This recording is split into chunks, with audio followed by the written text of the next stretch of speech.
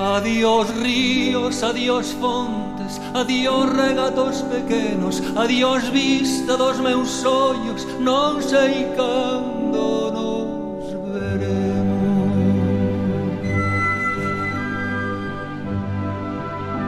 Miña terra, terra donde me eu criei, hortiña que quero tanto, figueiriñas que plantei, prados, ríos, arboredas, pinares que moi o vento, paxariños piadores, casiña do meu contento, muiño dos castañares, noites claras de luar, campaniñas timbradoiras da igresiña do lugar, amoriñas das silveiras que eu lle daba o meu amor, camiñiños antro millo, adiós para sempre, adiós.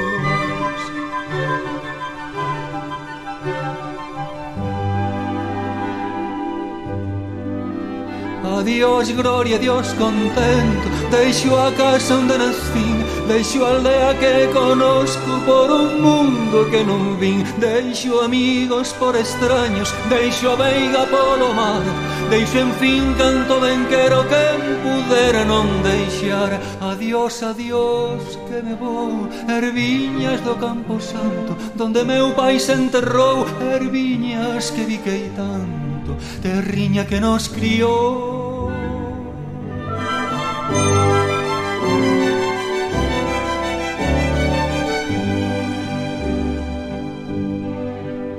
Se oyen lonxe, moi lonxe, as campanas do pomar, para min aí coitadiño nunca máis han de tocar. Se oyen lonxe, máis lonxe, cada bala dá un dolor, voume sollo sin arrimo, miña terra, adiós, adiós, adiós tamén queridinha, adiós por sempre quizais, digo este adiós chorando dende a beiriña do mar, non me olvides queridinha, si morro de soidas, tantas leguas mar adentro, miña casiña meu lar. Adiós ríos, adiós fontes, adiós regatos pequenos, adiós vista dos meus ollos, non sei cando nos veremos, non sei cando nos veremos.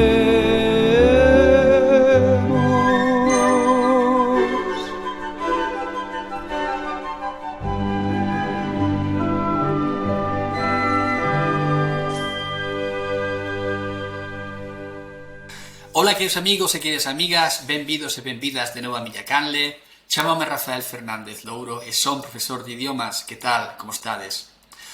O 17 de maio celébrase o Día das Letras Galegas. Neste vídeo traivos un extracto do libro Ollar Galicia que Álvaro Cunqueiro escribiu antes de morrer e no que fala da grandeza da lingua galega. Neste texto podemos atopar termos que non seguen a normativa da Real Academia Galega, pero así aparecen no texto original, editado por Edicións Destino no ano 1981. Hai termos que se repiten, polo que penso que era a forma na que o autor empregaba o idioma, pero hai outros que máis ben semellan erros de edición. Intentei atopar unha explicación a este feito, pero foi en van. Titulei este vídeo como A lingua dun pobo. Agardo que sexa do voso agrado. Imos aló. A lingua dun pobo, en Ollar Galicia, de Álvaro Cunqueiro. A lingua galega conservouse na boca do pobo durante todos os derradeiros séculos, falando ao pobo común das vilas e cidades, as xentes labregas e as da beramar. A burguesía acomodada falaba castelán, porque coidaba que falar castelán era falar ben e distinto, e falar galego era falar mal e vulgar. Este prexuízo social chegou de caoxe. O galego non tiña ningún carácter oficial, e nin se ensiñaba ni ninguén o aprendía. Este prexuízo que facía do galego unha fala de segunda, solo falada pola xente máis inculta da nación, durou decas nosos días. Os poetas foron buscar a boca mesma do pobo nun intento quizabes non moi explícito para a verdade eficaz no futuro de restaurada literariamente. A estes poetas suceden outros, e escritores en prosa, que traballan conscientemente por facer do galego unha lingua de cultura. Axiña virán as irmandades da fala. Para as CAES o galego será consustancial coa resurrección de Galicia, coa existencia de Galicia como pobo, tras longos anos de servidume.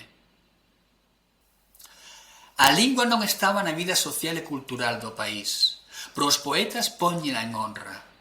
Xamais un pobo deberá tanto como debe Galicia a 3 poetas, a triloxía canónica das letras galegas no XIX, Rosalía, Curros e Pondal. 3 poetas moi diferentes porque o pobo galego ama e lé. Romantismo, saudade, sentimento da raza da terra, titulou Otero Pedrallo un gran estudo sobre os 3. E iso é o que hai neles. Rosalía é un vaso delicado e dorido, cheo de sombras e de vaguas. En Cantares Gallegos está gran parte do vivir sentimental dos galegos, as romerías, a gaita, os amores da mocedade, lera e fusitiva. Por a gaita tamén chora tanto como canta. Asoma a morriña que lle pide aos ariños aires que leven ao galego a terra súa e tamén si o ador da emigración a queixa polas xentes que coa fouce na man van a cega a Castela. En Follas Novas está un alma sofridora, incerta e inerme, que se esculca sin cesar a si mesma, e chora e berra sobre o seu destino. O seu sino está feito de medo ás negras sombras, de sentirse diferente entre todas as mulleres, de non poder recoñecer a ledicia de vivir. No gran mural da dor súa e da dor galega están as viúdas dos vivos, as mulleres dos homes que foron á emigración ultramariña, a Habana, ao Río de la Plata. Un momento hai en que Galicia é un país sin homes, sin mozos, e un gran matriarcado rexe o campo e a ribeira do mar. Non hai un galego que non teña pai, fillos ou irmáns en América. Poucos trunfan a migración, algúns mandan uns poucos de cartos e volven á terra. Outros non retornan endexamais e morren en Cuba ou en Buenos Aires comestos pola morriña. Rosalía farase voz de tanta dor. Porá diante de nós o seu corazón e a súa mente anguriados, algunha vez rebeldes, outras veces anoxando, as máis alumiñando, que aínda ten forzas para elo. Cando morre, o seu corpo cheirará co aroma de santidade diante dos galegos, que a terán por santa. Ten máis que ver coa vida do seu pobo que coa literatura, e máis que nada coa súa pobre vida atormentada. A Casa da Matanza en Padrón, onde morreu, é hoxe un dos santos lugares dos galegos. Cántanse os seus poemas, e un poeta, Luis Pimentel, pedirálle aos galegos que deixen de chorar porque Rosalía chorou por todos. Rosalía xa perteñece á mitoloxía do país. Curros é unha voz contra a injusticia. Quizá veseña o noso Víctor Hugo ou o noso Carducci. Revólvese contra os poderes que asoballan a terra, contra a miseria galega, contra a emigración, contra todas as lanzas que firen ao pobo. Dará a súa medida lírica na composición sobre a Virxe do Cristal, pero será tamén un poeta fortemente anticlerical e o divino sainete burla do xubileo romano. A súa protesta é insistente e dura, nunha linguaxe que chega a todos.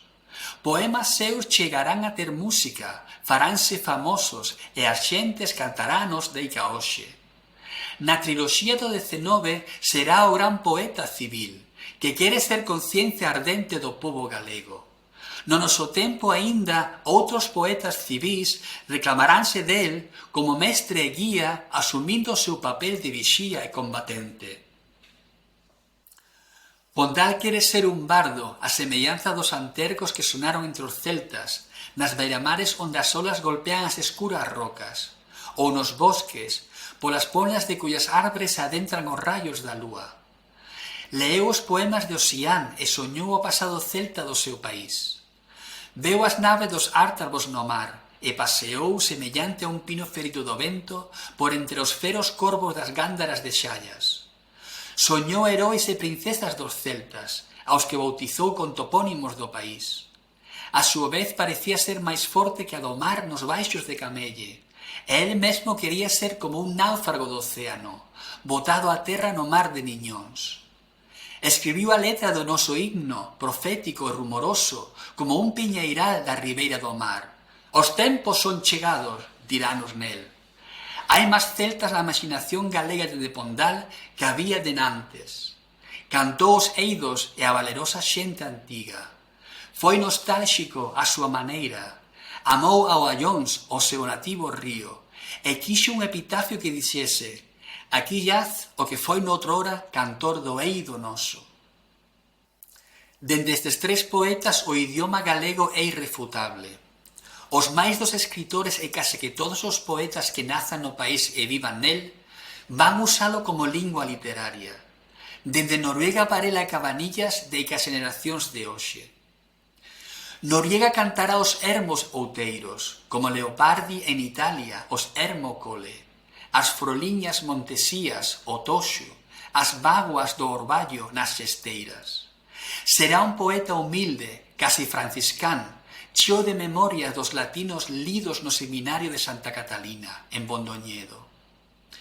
Ramón Cabanillas é un poeta máis rico e vario, poeta lírico, aínda case que místico en Samos, inventor do Santo Grial no Cebreiro para a imaginación galega, como xa dixemos, tamén voz de protesta en favor da pequena patria, estudará o cantigueiro popular na súa antífona da cántiga e darálle ao teatro unha peza de exaltación da figura histórica e tan controvertida do mariscal Pero Pardo de Cela. É un dos meirantes poetas galegos despois dos príncipes do Resurdimento. A conciencia galega vaise avivando asentada na lingua. Hai movimentos regionalistas e autonomistas. Alfredo Brañas, as Irmandades da Fala. A poesía galega vai coñecer as modas europeas dende o simbolismo de que o surrealismo, pasando polo ultraísmo e o creacionismo. Hai que citar os nomes de Manuel Antonio e de Luís Amado Carballo. A xeneración Nós, axuntada arredor da revista deste nome, será unha xeneración europeísta. Castelao figurará nela. Ramón Otero Pedrallo traducirá a Ulises de Joyce e Vicente Risco, teórico do nacionalismo galego, darános no seu Mite Lugopa un gran retrato da cultura xermánica daquel tempo, os anos 20. Ademais, Risco traguerá filosofías alleas, orientais, coñecerá a poesía de Tagore e deixarános unha obra literaria de grande calidade. López Cuevillas estudará a Galicia prehistórica, a Edade do Ferro, a cultura castrexa, as relacións entre os povos atlánticos, os pobadores primitivos de Galicia. O que a xeneración nos fixo marcará cinsuco indeleble as décadas que virán, pese ao corte que supuxo a Guerra Civil, que obrigou a suspender a revista e pechou o Seminario de Estudos Galegos. O certo é que dende xeneración nos ollamos a Galicia de outro xeito. En primeiro lugar, recoñecémonos como pobo, sabemos máis da nosa historia, aceptamos a lingua como xeito cotián de comunicación, e os intelectuais traballan por dalle a calidade de lingua e de cultura. E contra o prexuízo social que en certas capas da poboación siga habendo ela.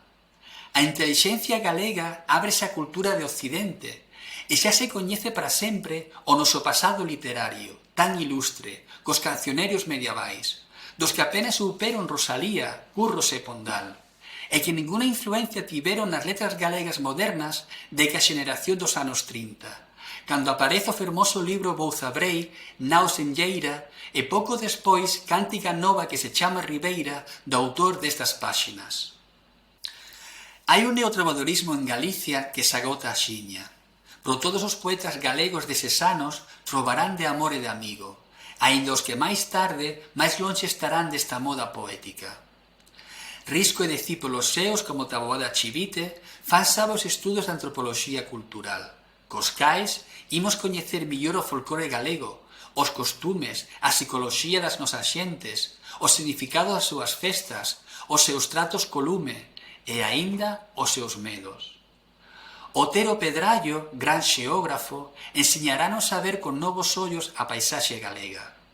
Falarános dos grandes horizontes montesíos e do traballo do mar no litoral, da amistade do país cos ventos do oeste, que o traballan coa súa man, e coas choivas das grandes nubens que veñen do océano. Seguimos con unha mirada nova aos cauces dos nosos ríos, e sabemos contemplar as cabezas de medra das cumes das fatigadas e antigas serras. Otero enseñounos a entender as nosas cidades, e donos o segredo de Compostela, de Ourense, de Lugo, de vilas como Noia, na súa ría, onde o Tambre vai ao mar. Noia, unha vila cunha gracia case que italiana, como unha pizza do Atlántico, e o Tambre máis doce que o Arno dos toscanos.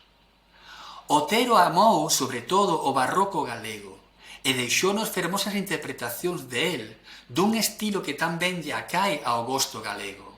Despois de Otero, Pedrallo, Galicia non pode ser contemplada polos galegos cos mesmos ollos de antano.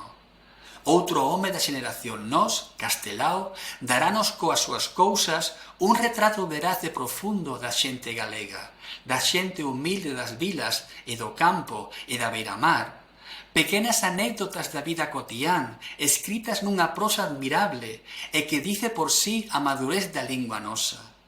Todo o pobo galego leeu e lea Castelao, e xa é un estribillo na fala popular. Alguén conta algo, un sucedido curioso na vila ou na aldea, e o que os coita comenta. Cousas da vida, por Castelao. Ben, isto foi todo. Non deixemos de falar e amar en galego. Ata o próximo vídeo. Coidadevos moito. Adeus!